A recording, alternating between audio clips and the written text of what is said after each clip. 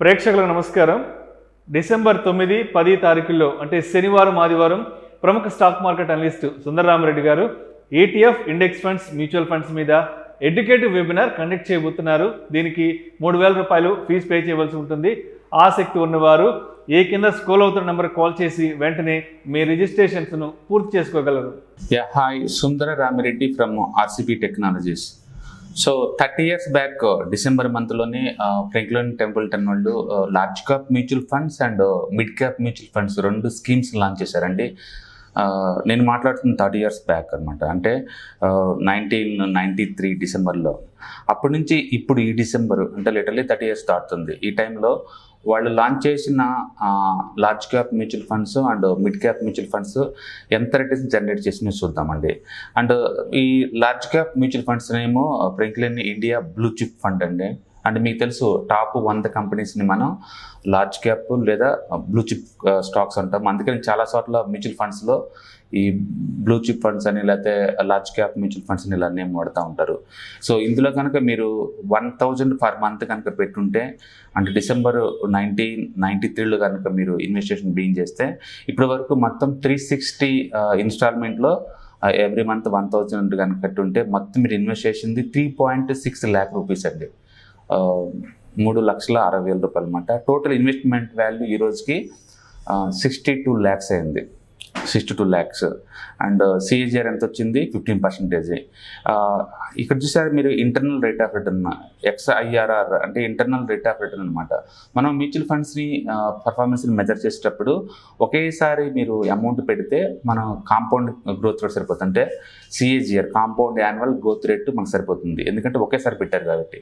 కానీ every month మనం SIP పెడుతున్నాం అనుకోండి, ఒక్కొక్క రేట్లో ఒక్కొక్క ప్రైస్లో మనం ఎంటర్ అవుతున్నాం కాబట్టి మీకు CAGR ప్రాపర్గా రాదనమాట. అలాంటప్పుడు calculations internal rate of return క్లియర్గా వస్తుంది. అందుకని SIPలో పెట్టే వాళ్ళందరూ మ్యూచువల్ ఫండ్స్ వాళ్ళ రిటర్న్స్ని ఎప్పుడు ఇంటర్నల్ రేట్ ఆఫ్ రిటర్న్ అంటే XIRRలోనే మనం మెజర్ చేస్తూ ఉంటాం అనమాట. సో ఇక్కడ 15.15% వచ్చింది. అంటే లాంగ్ టర్మ్ పాయింట్ ఆఫ్లో 30 years టైం ఫ్రేమ్లో ఒక లార్జ్ క్యాప్ మ్యూచువల్ ఫండ్స్ ఎంతవరకు రావచ్చు అనేది ఈ డేటా వల్ల మనకి రివీల్ అవుతుంది. మనం 15% ఎక్స్పెక్ట్ చేసి పెట్టుకోవచ్చు లార్జ్ క్యాప్లో. ఇదే టైంలో వీళ్ళు మిడ్ క్యాప్ మ్యూచువల్ ఫండ్స్, దీని పేరు ఫ్రాంక్లిన్ ఇండియా ప్రీమా ఫండ్ అండి. ఇది యాక్చువల్గా మిడ్ క్యాప్ మ్యూచువల్ ఫండ్ అనమాట. ఇందులో కూడా ఒకవేళ మీరు 1000 రూపీస్ పెట్టుంటే కనుక ఈ 30 yearsలో 360 ఇన్స్టాల్మెంట్లో మీరు మంత్లీ 1000 పెట్టుంటే ఇప్పుడు దీని వాల్యుయేషన్ 1.6 crore అండి. 1.6 crore. ఓకే, మొత్తం internal rate of return literally 20% వచ్చిందండి. అంటే లార్జ్ క్యాప్ మ్యూచువల్ ఫండ్లోనేమో 15% వచ్చింది and mid cap mutual funds ఏమో దీనికి 20% వచ్చింది. అంటే ఆల్ఫా ఎంత ఉందంటే 5% ఎక్స్ట్రా ఉంది. 5% ఆల్ఫా అంటే ఎంత ఎక్కువ అంటే లార్జ్ క్యాప్లో మీకు పెడితే మీకు వచ్చేది 62 లక్షలు, అదే ఈ మిడ్ క్యాప్ మ్యూచువల్ ఫండ్లో పెడితే మీకు వచ్చేది 1.6 crore. 3 రెట్లు ఎక్కువ ఉందండి. అందుకే లాంగ్ టర్మ్ పాయింట్ ఆఫ్లో ఈవెన్ 1% కూడా లాట్ ఆఫ్ డిఫరెన్స్ అనమాట. ఇక్కడ 5% ఎక్స్ట్రా వస్తేనే మీకు దగ్గర దగ్గర 3 రెట్లు ఎక్కువ వచ్చింది. అంటే లార్జ్ క్యాప్లో పెట్టే 62 లక్షలతో పోల్చుకుంటే ఈ మిడ్ క్యాప్ మ్యూచువల్ ఫండ్స్లో పెడితే 1.6 crore, రఫ్గా అరౌండ్ 3 times వచ్చింది. అందుకని నేను ఎక్కువ వీడియోస్లో మరీ ఫోకస్ చేస్తాను. మీరు కనుక మ్యూచువల్ ఫండ్స్లో కనుక ఇన్వెస్ట్ చేస్తే లాంగ్ టర్మ్ పాయింట్ ఆఫ్లో పర్టికులర్గా మీరు స్మాల్ క్యాప్ కేటగిరీ కానీ లేదా మిడ్ క్యాప్ కేటగిరీ మాత్రం చూస్ చేసుకోమంటాను. ఎందుకంటే వీటిల్లో ఎక్కువ రేట్ ఆఫ్ రిటర్న్ ఉంటుంది. ఈవెన్ నీకు 3-4% ఎక్స్ట్రా వచ్చినా సరే లాంగ్ టర్మ్లో అవి crores of rupees అవుతాయి అనమాట. అందుకని ఈ డేటా ఏం చెప్తుందంటే ఒకే మ్యూచువల్ ఫండ్స్లో 2 different fund managers different category run చేసిన, ఒకే fund manager different category run చేసిన మిడ్ క్యాప్ మ్యూచువల్ ఫండ్స్లోనే ఎక్కువ మనకి రేట్ ఆఫ్ రిటర్న్ వస్తుంది అని క్లియర్గా అర్థమవుతుంది. ఇండియాలో చాలా తక్కువ మ్యూచువల్ ఫండ్స్ అండి, more than 30 years హిస్టరీ ఉంది. అండ్ నిప్పాన్ వాళ్ళు అండ్ ఫ్రాంక్లిన్ టెంపుల్టన్ వీళ్ళు అనమాట. సో ఈ డేటా వెరీ క్లియర్గా చెప్తుంది. మ్యూచువల్ ఫండ్స్లో ఉన్నంత వరకు first priority goes to the small and mid cap category అని క్లియర్గా చెప్తుంది. అండ్ లాంగ్ టర్మ్లో అయితే మీ రిక్వైర్మెంట్, మీ ఫైనాన్షియల్ గోల్స్ కనుక 15% పర్ యానం కావాలి అనుకున్నప్పుడు కనుక మీరు అది తీసుకోవచ్చు అనమాట. డెఫినెట్గా మిడ్ క్యాప్ అండ్ స్మాల్ క్యాప్లో ఆల్ఫా ఉంది. ఆ ఆల్ఫా ఎంత అంటే 5 to 10% వరకు ఉంటుంది అనమాట.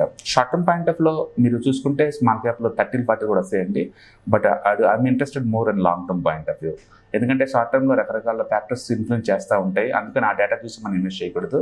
బట్ లాంగ్ టర్మ్ డేటా చూస్తే డెఫినెట్గా మనం ఇన్వెస్ట్ చేసుకోవచ్చు అనమాట. కాబట్టి ఈ ఫ్రాంక్లిన్ ఇండియా 30 years డేటా మనం అనాలిసిస్ చేస్తే లార్జ్ క్యాప్తో పోల్చుకుంటే మిడ్ క్యాప్ ద బెస్ట్ అని వన్ మోర్ టైం ప్రూవ్ చేస్తుంది.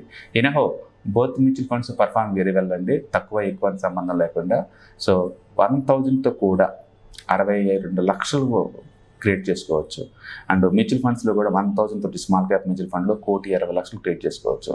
కాబట్టి ప్రతి ఒక్కళ్ళు మార్కెట్ ఆల్ టైమ్ హైలో ఉన్నా, లోలో ఉన్న, కరెక్షన్లో ఉన్నా ఎస్ఐపీలు మాత్రం ఆపద్దు. చూడండి 30 years హిస్టరీ ఎక్కడ అన్నిటిని డిస్కౌంట్ చేసుకుంటూ ముందుకు పోతుంది.